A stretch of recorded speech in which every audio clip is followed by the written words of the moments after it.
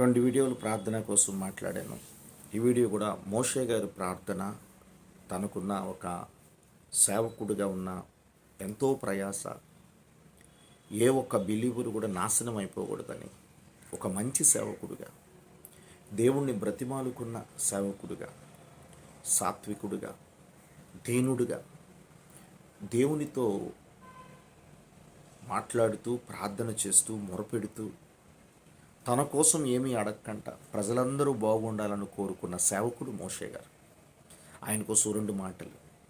అలాంటి గొప్ప సేవకుడు ఈ దినాల్లో కనబడటం లేదు. ఆనాడు కొన్ని లక్షల జనాన్ని ఐగుప్తు నుంచి దేవుడు ప్రణాళికలో దేవుడు తోడుండి నడిపిస్తూ కొన్ని లక్షల జనాలు ఆయన వెనకాతలున్న ఎవరు ఆస్తి కూడా చూడకంట, ఎవరి మీద ఆనుకోకంట దేవుడి మీద ఆనుకున్నాడు గనక దేవుడు సన్నిధి ఆయనతో పాటు ఉన్నదంట. ఈరోజు ఈ వీడియో చూస్తున్న ఏ సేవకుడైనా ఎవరైనా ఈరోజు మీరు ఆత్మల భారంతో వెళ్తున్నారా? డబ్బులు కావాలని భారంతో వెళ్తున్నారా? ఆత్మల్ని సంపాదించి నేను దేవుడు కొరకు బ్రతికి ఒక దినము దేవుణ్ణి చూడాలనుకుంటున్నారా? దేవుడు నన్ను దీవించాడు కదా, నాకు ఒక 20,000 సంఘము, 50,000 సంఘము, 1,00,000 సంఘము, లేదంటే 1000 సంఘము, ఇంకో నాకు చాలా బాగుంది, ఇక నేను నా తర్వాత నా పిల్లలు కూడా హ్యాపీగా బ్రతికేవచ్చు అని డబ్బు మీద అనుకొని చాలామంది సేవకులు నేను వింటున్నానండి. నీవు ఒక భక్తుడిగా ఉంటే నీవు ధనాన్ని చూడవు. నీవు ఒక భక్తుడిగా ఉంటే ఎదుటివారిని ప్రేమిస్తూ తప్పు చేస్తే గర్దించి హెచ్చరించి మరలా ప్రేమించి వారికి కావలసిన అవసరతలు తీర్చేవాడిగా, వారికి ప్రార్థన కోరుకుంటే ప్రార్థన చేసే వ్యక్తిగా ఉండాలి. నేను నా జీవితంలో చదువు లేదు, కానీ దేవుడైతే నాతో ఉన్నాడు. ఆయనే నేర్పించాడు. ఈ బైబిల్ గ్రంథం చదివే జ్ఞానాన్ని నాకు ఇచ్చాడు. జైల్లో నా సాక్ష్యము, పూర్తి సాక్ష్యం ఇంతవరకు పెట్టలేదు ఎక్కడ కూడా, ఏ ఒక్క ఛానల్లో కూడా. నా ఛానల్లో రోజు నేను నా పూర్తి సాక్ష్యం పెట్టాలని ఆశ కలిగి ఉంది. ఖచ్చితంగా నేను ఆస్తి సంపాదించాలనో, లేదంటే ఈ లోకములో ఒక బిరుదులు, బిషప్పులు అనే బిరుదులు సంపాదించాలనో నాకైతే లేదు. అందరూ బాగుండాలని, ప్రతి సేవకుడు, ప్రతి బిలీవరు, హిందూ, ముస్లిం, క్రిస్టియన్ బ్రతుకుతున్న ప్రతి ఒక్కరు దేవుణ్ణి తెలుసుకోవాలని, దేవుడి కొరకు బ్రతకాలని, దేవుడు బిడ్డగా, దేవుడు పాత్రగా మాత్రమే బ్రతుకుతున్నాను నేను. దేవుణ్ణి నమ్ముకున్నాక అనేక రకాల శ్రమలు, ఇబ్బందులు, ఆర్థికంగా అన్ని విషయాల్లో అనారోగ్యం, అన్ని రకాల్లో కూడా నన్ను దేవుడు ఆదుకుంటూ ముందుకు నడిపిస్తున్నాడు. లేదు అనకంట ఆ టైంకి నాకు ఆహారం పెట్టి, నన్ను నమ్ముకున్న నా కుటుంబానికి ఆహారం పెట్టి ముందుకు నడిపిస్తున్న దేవాది దేవుడికి కోట్లాది వందనాలు. నేను కోరుకుందల్లా ఒకటే, వీడియో చూస్తున్న ప్రతి ఒక్కరు కూడా ఎదుటివారిని ప్రేమించే మనస్సు, కులాన్ని చూడకంట, మతాన్ని చూడకంట అందరి కొరకు ప్రార్థన చేసే మనసు, హృదయము మనకుంటే ఖచ్చితంగా దేవుడి సన్నిధి మనతోనే ఉంటుంది. అయితే ఈ యొక్క గొప్ప సేవకుడి కోసం మీకు చెప్పాలని ఆశ కలిగి ఉన్నాను. నిర్గమకాండములో 32వ అధ్యాయము 31 నుంచి నేను చదువుతున్నాను. ప్రజలు పొరపాటు చేశారని దేవుడికి ఎలా బ్రతిమాలుతున్నాడో చూడండి. మోషే గారు ప్రార్థన. ఈరోజు సంఘంలో ఒక వ్యక్తి కానీ ప్రార్థన చేస్తే, ఒక తప్పు చేస్తే, చిన్న పొరపాటు చేస్తే వారితో మాట్లాడకపోవడము, వారిని దూరం పెట్టడము, వారు రాకపోయినా పర్లేదు అనుకోవడము, అలాంటి సేవకులుగా చాలామంది ఉన్నారు. అందరినీ అంటం లేదు.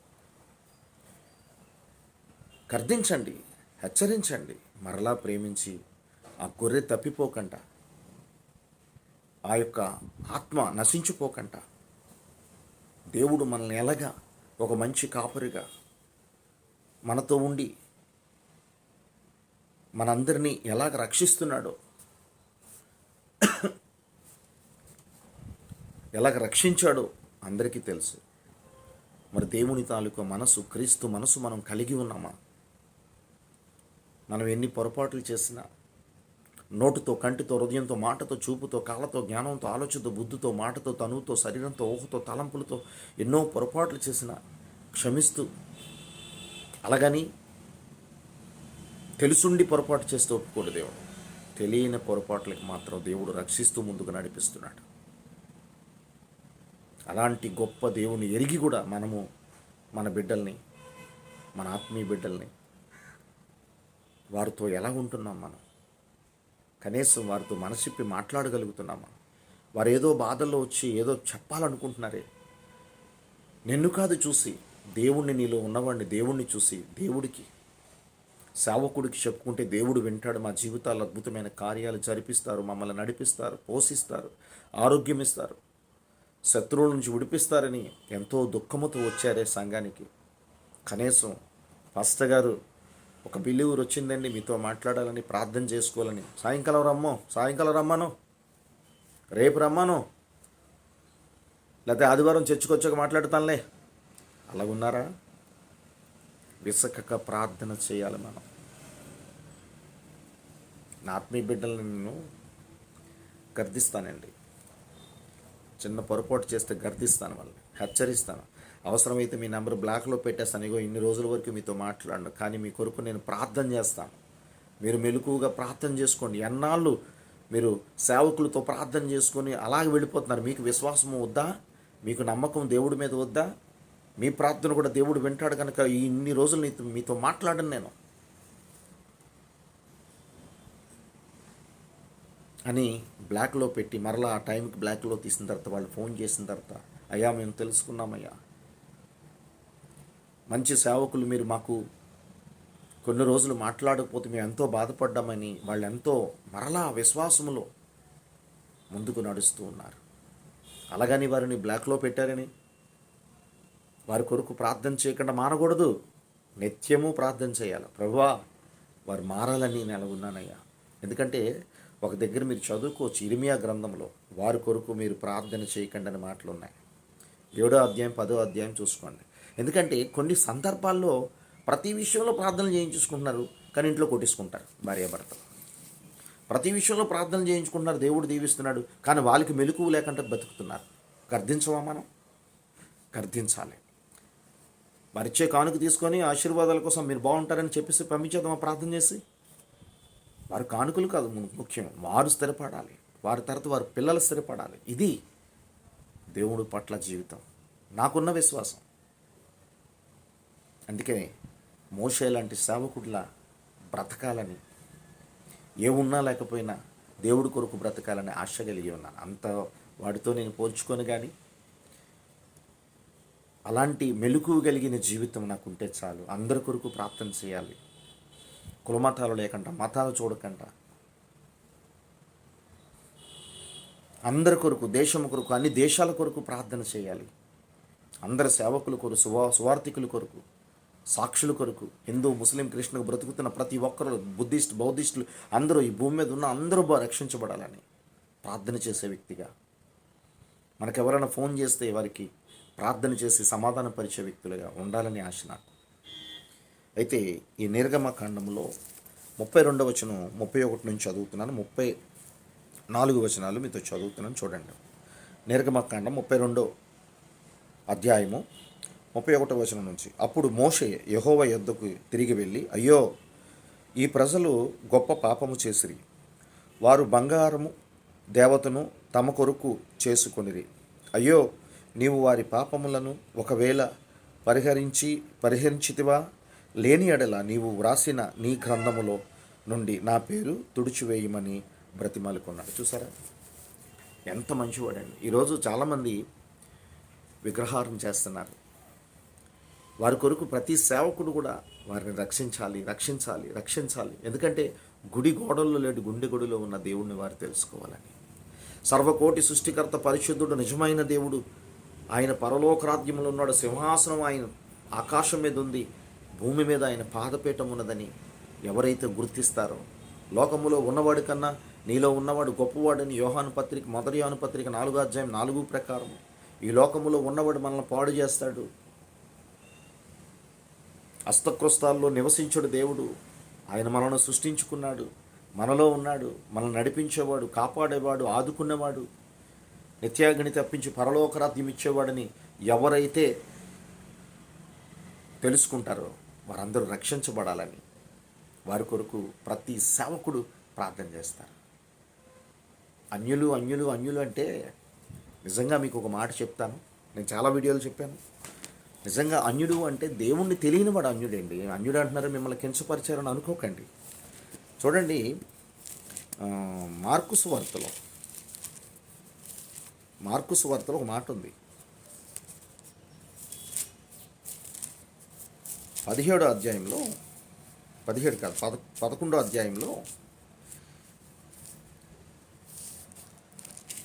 అధ్యాయంలో 17వ వచనం చదువుతున్నాను. మార్కు సువార్త 11వ అధ్యాయము 17వ వచనం. మరియు ఆయన బోధించుచు, నా మందిరము సమస్తమైన అన్యజనులకి ప్రార్థనా మందిరం అనబడిను అని వ్రాయబడలేదా?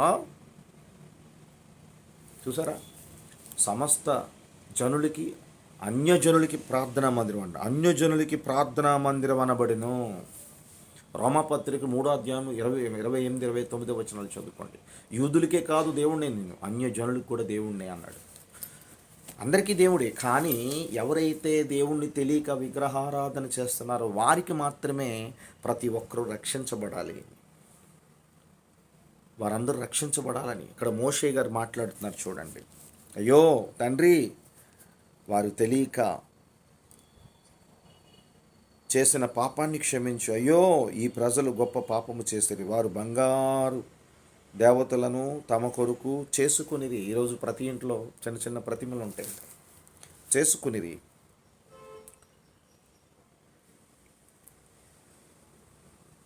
అంటూ, అయ్యో, నీవు వారి పాపములను ఒకవేళ పరిహరించితివా? లేని ఎడల నీవు వ్రాసిన నీ గ్రంథములో నుండి నా పేరు తుడిచివేయమని బ్రతిమాలుకున్నాడు. చూడండి, వారిని ఒకవేళ నీ కోపంతో వాళ్ళని ఏమన్నా నశింపజేస్తావేమో, అలాంటివి చేయొద్దు. అలాంటి ఒకవేళ చేయాలనుకుంటే ముందు నీ గ్రంథంలో నా పేరు తీసేసి.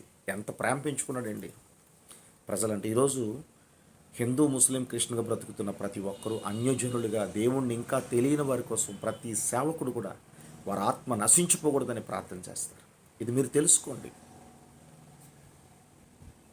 మీరు ఒకసారి అద్దం దగ్గరికి వెళితే దేవుడు ఎవరు అనుకుంటే మీ రూపంలోనే కనిపిస్తాడు. మీలో ఉన్నవాడు మీతో మాట్లాడతాడు.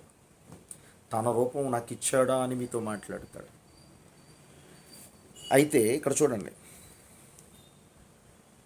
తుడిచివేసి అని బ్రతిమాలుకున్నాడు. వారికి ఏం చేయొద్దు, ముందు అలా అవసరమైతే నన్ను నీ గ్రంథంలో తీసివేసి నన్ను ముందు ఏమైనా చేయగానే వారిని ఏం చేయకాని అంత గొప్ప సేవకుడిగా ఉన్నాడండి. అందుకు చూడండి, దేవుడు మాట్లాడాడు. అందుకు యెహోవా, ఎవడు నా ఎదుట పాపము చేసునో వాణ్ణి నా గ్రంథములో నుండి తుడిచివేయుదును. కాబట్టి నీవు వెళ్ళి నేను నీతో చెప్పిన చోటికి ప్రజలను నడిపించుము. ఇదిగో, నా దూత నీకు ముందుగా వెళ్ళును. నేను వచ్చి దినమున వారి పాపములను చూడండి, నేను వచ్చి దినమున వారి పాపములను వారి మీదకి రప్పించదనని మోషేతో చెప్పాను. చూసారా, ప్రజలందరినీ ఒక దగ్గరికి తీసుకురా అని దేవుడు మోషే ప్రార్థన విన్నాడు. అలాగే ఆ కిందన 33లో చూడండి, 33లో 14లో 33వ అధ్యాయం నిర్గమకాండము 14వ వచనం. అందుకు ఆయన, నా సన్నిధి నీకు తోడుగా వచ్చును, నేను నీకు విశ్రాంతి కలుగజేసేదను అన్నాడు మోషేతో. ఎవరైతే సాత్వికులుగా ఉన్నారో, ఎవరైతే దేవుణ్ణి నమ్ముకుంటున్నారో, ఎవరైతే ప్రార్థనతో మెలకుగా ఉన్నారో వారి ప్రార్థన వింటాడు. వారితో దేవుడు ఉంటాడు, వారితో దేవుడు సన్నిధి ఉంటుంది.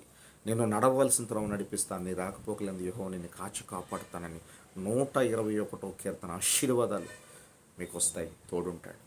ప్రార్థన శక్తితో అందరినీ ప్రేమిస్తూ అందరి కొరకు ఈ ప్రపంచంలో ఎవరైతే ఇంకా దేవుడికి దూరంగా ఉన్నారో వారి కొరకు ప్రార్థన చేద్దాం. వారందరూ రక్షించబడాలి. నేను భయంకరమైన విగ్రహార్థకుడిని, ఆర్ఎస్ఎస్లో బీజేపీలో ఉండేవాడిని. కానీ దేవుణ్ణి తెలుసుకున్నాను, నాలో ఉన్నాడు. నన్ను సృష్టించేవాడు సర్వకోటి సృష్టికర్త నిజమైన దేవుడు యేసు ప్రభు అని తెలుసుకున్నాక నేను రక్షించబడ్డాను. ప్రతి ఒక్కరూ రక్షించబడాలని ప్రార్థిస్తున్నాను. ఈ వీడియో చూస్తున్న ప్రతి ఒక్కరూ కూడా తెలుసుకోండి, నిజమైన దేవుడు యేసు ప్రభు. God bless you. ఆయన అందరికీ ప్రభు అయి ఉన్నాడు. ఆయన అందరిలో ఉన్నాడు. ఆయనకి మతము లేదు, కులము లేదు. మనందరం ఒకే రీతిగా ఉన్నాం. దేవుడు ఒక్కడే.